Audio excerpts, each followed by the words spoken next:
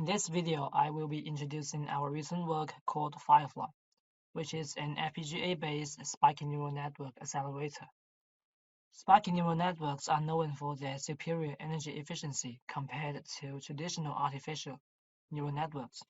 However, achieving this energy efficiency requires the use of neuromorphic hardware or dedicated hardware accelerators.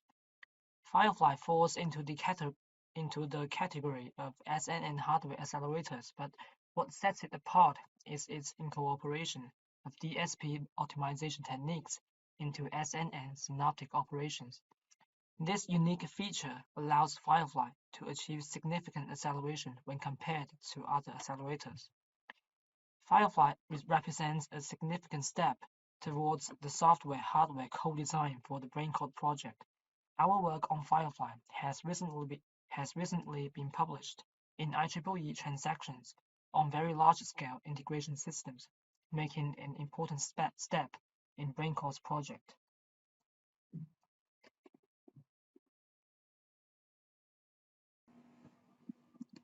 Firefly is an abbreviation for processing firing neuron spikes on the fly, which refers to the rapid real-time streaming computation of neuron spikes.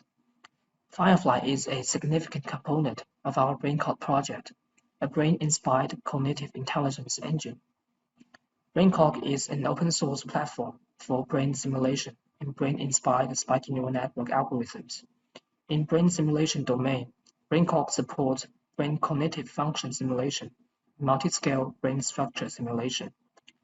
In brain-inspired AI domain, BrainCog integrates perception and learning, knowledge representation and reasoning, decision-making, motor control, and social cognition. Firefly is an FPGA accelerator with efficient memory and arithmetic optimizations that can achieve high-performance spiky neural networks inference. Firefly is mapped onto several off-the-shelf, commercially available FPGA edge devices, bringing hope to SNN real-world applications. With the support of efficient neuromorphic hardware platform, we are able to deploy brain-inspired algorithms on the edge scenarios, including self-navigation using spiky neural networks with autonomous vehicle, event-based high-speed obstacle avoidance with drones, and other multitasking robotics applications. In this video, I will cover the following aspects. First, I will introduce some related works in this field. Then I will elaborate on the goals of Firefly and highlight its unique features that set it apart from other SNN hardware accelerators. Next, I will delve into the hardware architecture of Firefly and explain how we successfully implemented Synoptic operations using DSP48E2. Then I will introduce an efficient memory system that we designed specifically for SNN inference. And finally, I will present the experimental results we obtained with Firefly and discuss potential improvements that can be made in the future.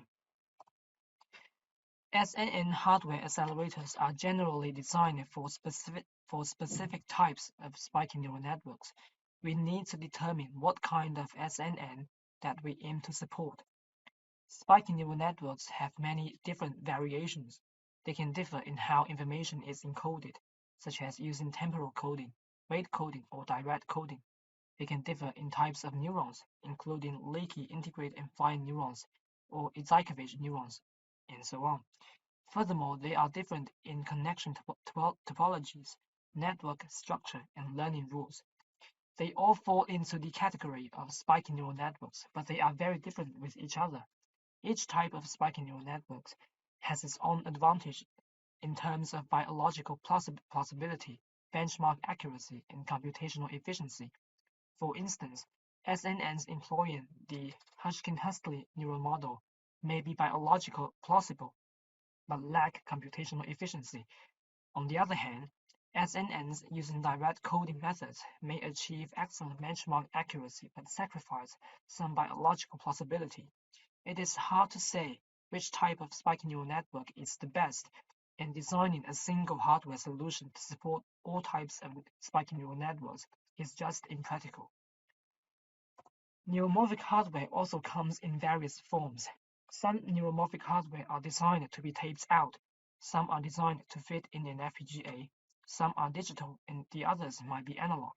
Some are built for brain simulation, while others are optimized for deployment. Comparing different types of neuromorphic hardware can be challenging due to these variations. If we narrow down our discussion to neuromorphic hardware designed specifically for SNN inference, there are 5 important aspects to consider: acceleration performance, reconfigurability, power consumption, deployment feasibility, and algorithm restrictions. It is really hard to achieve high performance in all these aspects. For instance, neuromorphic hardware utilizes the network-on-chip approach, such as the Intel Loihi, consumes minimal power.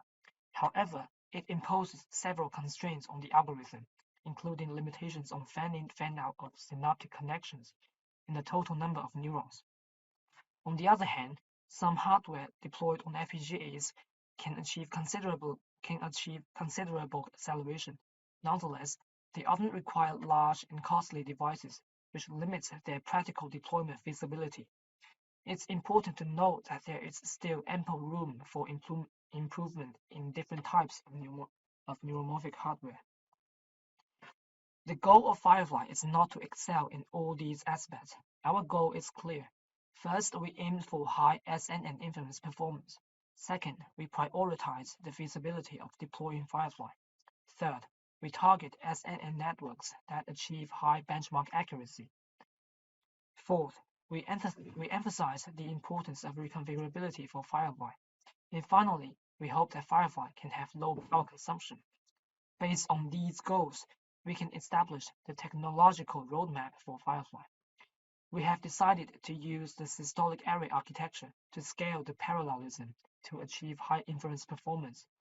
We have selected commercially available small-sized FPGA devices to ensure that our platform is accessible and suitable for edge scenarios in terms of size and weight. We have focused on SNNs trained by backpropagation with direct coding, which are more computationally efficient with reduced time steps. We have followed the paradigm of the single-core general accelerator design, hoping that Firefly can widely support a certain kind of SNN. If we look at the radar maps, we can see that the SNN algorithms supported by Firefly may not score the highest in terms of biological plausibility, but they focus on benchmark accuracy and computational efficiency. And Firefly itself may not achieve the same level of energy efficiency as some ASIC-based hardware, but it excels in terms of reconfigurability, acceleration, and deployment feasibility. Currently, Firefly supports several operations including 3x3 convolutional layer, 2x2 max pooling layer, fully connected layer, and the integrate and fire neurons. Unlike many network-on-chip-based neuromorphic hardware, Firefly does not impose restrictions on the algorithms in terms of feature map size, convolutional channels, and the total number of layers. This means that Firefly can actually support very large and deep spiking neural networks. In the hardware platform of Firefly are all FPGA edge devices, which are commercially available and relatively inexpensive. This makes them the ideal platforms for real-world deployment. So this is the hardware architecture of Firefly. Firefly targets heterogeneous zinc ultrascale devices. The processing system, or the PS side, acts as the controller for system state control and external memory access. The programmable logic, or the PL side, accelerates the SNN inference. There are 3 AXI data mover on the PL side, which is responsible for input spike, synoptic weight, and output spike data transfer. The hardware architecture of Firefly may seem complex at first glance, but let's focus on the data path. When Firefly is configured in the convolutional mode, the input spike data is streamed into the line buffer to obtain the convolutional window. The window is then flattened into a spike vector. On the other hand, if Firefly is configured in MLP mode, the input spike data is directly pushed into a series of shift registers to obtain the spike vector. This spike vector is then fed into the systolic array for computation. The synoptic weights utilize a weight delivery hierarchy we propose. This hierarchy serves as a buffer that caches the weight data retrieved from DDR memory. Simultaneously, it ensures that the systolic array receives a new set of weight data in time, preventing the systolic array from entering an idle state. The systolic array performs a matrix vector multiplication between the synoptic weight matrix and the spike vector. Firefly adopts a weight stationary data flow, meaning the weights are cached near the processing elements of the systolic array until they expire. The spike vector flows into the systolic array from left to right, while the partial sum flows out of the systolic array from top to bottom. The partial sums are temporarily stored in the partial sum buffer, awaiting the next update iteration. A spike generation logic is implemented to support the neural dynamics to generate the output spikes.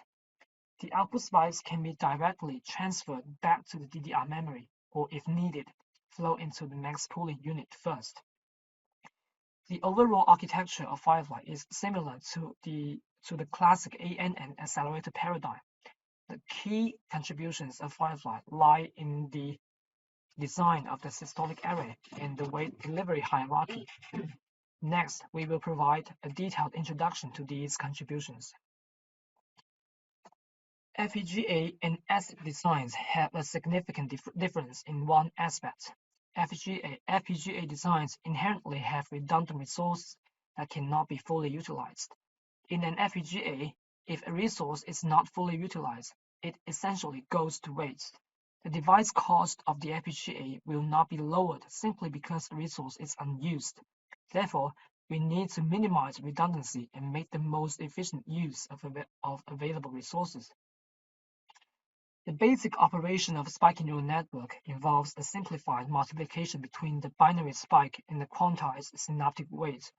This simplified multiplication can be implemented using a multiplexer, where the spike acts as the select signal to activate the corresponding synoptic weight when the spike arrives.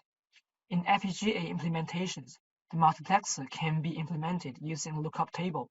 While this approach is commonly used in most SNN hardware accelerators, it does have some problems. First, let's consider the Xilinx FPGA lookup table as an example. The Xilinx lookup table can implement a 6-input, 1-output combination logic, but the multiplexer in this case is essentially a 3-input, 1-output combination logic. This means that the remaining 3 inputs of the lookup table would be wasted. Second, FPGAs have dedicated hard blocks for mathematical operations, such as the DSP48E2 in Xilinx UltraScale series FPGAs, which are specifically designed for multiplication-intensive operations, typically used in artificial neural networks accelerators. However, most SNN accelerators used fabric-based implementations for synoptic operations, resulting in the underutilization of these abundant DSP resources. Third, pure lookup table implementations are not scalable as they consume a significant amount of routing resources. As a result, scaling the size of the computing array can lead to routing congestions or even routing failures. To address these problems, Firefly introduces a novel solution. For the first time, Firefly incorporates the DSP blocks into the SNN synoptics operations, making efficient use of these dedicated hard blocks. This approach not only optimizes resource utilization, but also enhances scalability by reducing routing congestions. This is the circuit diagram of the DSP48E2. The circuit diagram of the DSP is indeed quite complex. However, we can still observe that there are 4 wide-bus multiplexers within the DSP. The control signals for these multiplexers are packed into a 9-bit OP mode field, which means we can encode the input spikes into the OP mode field to control these multiplexers. Following these multiplexers, there is an SIMD, or single instruction multiple data adder, which can be configured into 4 independent 4-input adders. If we eliminate the unused features of the DSP, the circuit diagram can be simplified as shown in the top right figure. Additionally, if we split the SIMD adder into 4 independent adders, the equivalent circuit would consist of 4 identical subcircuits, with each subcircuit implementing 2 2-input multiplexers and 2 2-input adders, as depicted in the bottom right figure. It's important to note that the fine-grained manipulation of DSP can only be achieved using the primitive. Xilinx Vivado cannot automatically pack the Synoptic operation into the DSP slice. This slide provides a better illustration of the concept. Many neuromorphic hardware systems use a synaptic crossbar to describe the relationship between the presynaptic neurons and the postsynaptic neurons. Presynaptic neurons transmit spikes to the postsynaptic neurons through axons, while postsynaptic neurons integrate the current of these spikes through dendrites. The synapses are located at the intersection of axons and dendrites, and each synapse has a synaptic weight that determines the strength of the current produced by the incoming spikes. This synaptic crossbar can be directly mapped to the digital circuits. Axons can be seen as wires that broadcast the spikes, while synapses act as multiplexers. Spikes activate the weighted currents. Dendrites integrate the activated currents by using a cascaded chain of adders. These two figures on the left show an 8x4 synaptic crossbar and its equivalent circuit.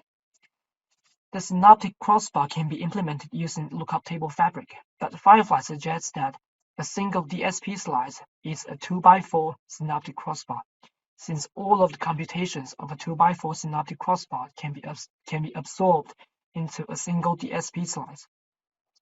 We can construct a larger crossbar by cascading the DSP slices and instantiating multiple DSP cascaded chains in a systolic array fashion. This table makes a resource consumption comparison between the pure fabric and DSP implementations, and the latter is much more efficient. Next, we're going to introduce the memory system design. In SNN, the access of the weights become more important. Unlike traditional ANNs, where the bit width of activations and weights are typically the same, SNNs have different bit widths for spikes and weights. As parallelism increases, the bandwidth required for synaptic weights rises dramatically. For instance, in the case of Firefly deployed on Ultra 96 with a 16 by 144 systolic array, the instantaneous switching bandwidth when loading a new set of weights can reach 691 gigabytes per second, while the AXI interface connecting the DDR memory can only provide 4.8 gigabytes per second. This significant gap can lead to long idle states of the systolic array while waiting for new sets of weights to be loaded. To address this issue, we have designed a multi-level synaptic weight delivery hierarchy system with 3 primary purposes. First, the hierarchy is designed to conceal the latency of data transfer between the PS side and the PL side. Second, the hierarchy buffers a portion of synaptic weights so that it can be reused in all time steps. After synaptic weights are buffered on chip, the hierarchy will boost the on-chip data bandwidth to enable faster weight loading. Third, the system amortizes the bandwidth requirements over the weight stationary period. By doing so, the systolic array can continue its operations without waiting for the data to be ready, thereby reducing idle periods. The delivery hierarchy in Firefly consists of 4 levels. For example, in Ultra 96, the data bandwidth provided by the ASI data mover is 4.8 gigabytes per second. To increase the data throughput, the data stream is first processed by a stream width upsizer, which expands the data width by a factor of 18. This operation boosts the theoretical bandwidth to 86.4 gigabytes per second, but average bandwidth over time remains the same. The second level consists of a partial reuse FIFO. This module continuously circulates the read pointer of the FIFO within a sector, enabling data reuse. Once the weight data is cached in the reused sector, the output data bandwidth of the partial reused FIFO can effectively reach 86.4 GB per second. The third level employs another stream width upsizer to increase the data width by a factor of 8. This step ensures that the theoretical bandwidth matches the requirements of the systolic array. However, the weight loading process still requires 8 clock cycles to complete. Therefore, in the final level, a skid buffer is utilized to hide the latency during the weight loading process. Through these 4 levels of delivery hierarchy, Firefly effectively addresses the challenges imposed by the switching data bandwidth, enabling efficient weight loading and computation within the systolic array. The final component of Firefly that is worth noting is the Psum and VM unified buffer. In the weight stationary data flow, if there are too many convolutional channels and cannot be computed in a single pass, it becomes necessary to cache the partial sums. Moreover, for spiky neural networks, it is essential to store the memory potentials on chip as well. To address these requirements, Firefly incorporates a unified buffer that serves as a storage for both the partial sums and the memory voltages. A state machine is employed to control whether the system is in the accumulation state for partial sums or the clear state, the state for generating spikes for the memory voltages. And a spike generating unit is built to support the integrate and fire neurodynamics. We have conducted 2 experiments to demonstrate Firefly's performance. We first compare with 4 representative systolic array-based hardware accelerators implemented on FPGA platforms. We focus on comparing the hardware specifications and the theoretical computing capabilities of these accelerators, which can be easily quantified. From the table, we have several observations.